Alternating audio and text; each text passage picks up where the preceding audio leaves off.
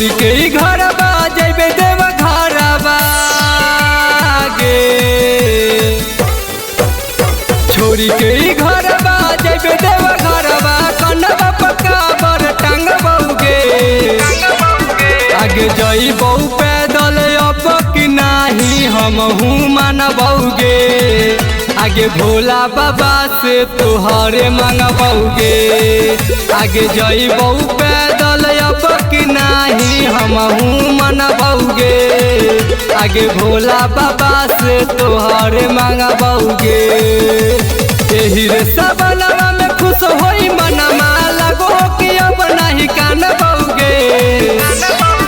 आगे जइबौ पैदल अब कि नाही हमहू मानबौगे, आगे भोले बाबा से तोहरे मंगबौगे।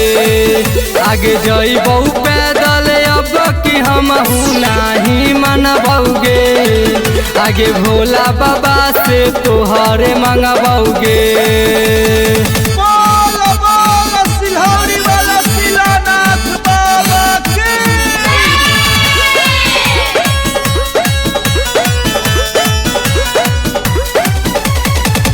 मनमा उदास न करिहे सुन हमर जान गे, होई जइतौ पूरा तोहरा दिल के अरमान गे, दिल के अरमान गे।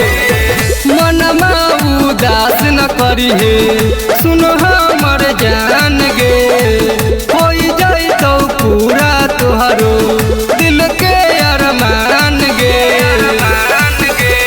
भोला के दुआरिया बन के पुजरिया, मनवा में इहे ठानबौगे।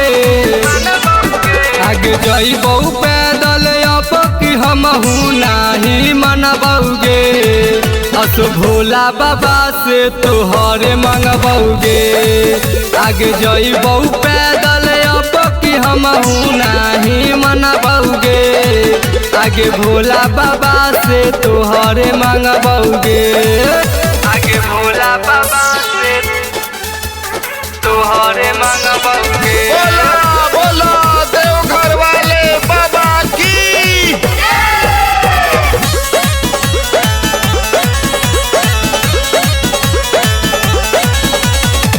राइटर प्रेम परदेसी कहे हथवा जोर हो, आवे नदी ह भोला अखिया में लोर हो। राइटर प्रेम परदेसी कहे हथवा जोर हो, आवे नदी ह भोला अखिया में लोर हो। विनय बेदर्दी मनीषवा के साथे गोलुआ जलवा ढारतै गे। आगे जइबौ पैदल अब कि नाही हमहू मानबौगे, आगे भोला बाबा से तोहरे मंगबौगे।